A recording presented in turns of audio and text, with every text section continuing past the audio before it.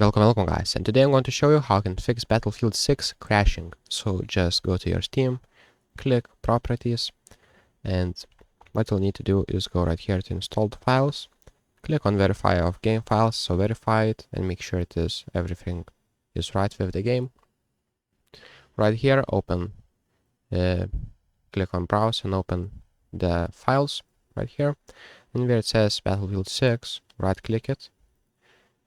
And then what you'll need to do is go to the properties right here, go to compatibility, and just try running this program as administrator and run this program in compatibility mode for Windows 8.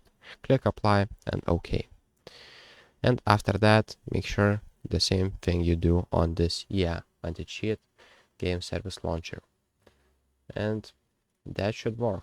If this doesn't work, try relaunching your Steam and updating your graphics driver. You can do that by going to device manager right here, just finding your display adapters, right clicking it and clicking on update driver. So that's how you fix Battlefield crashing.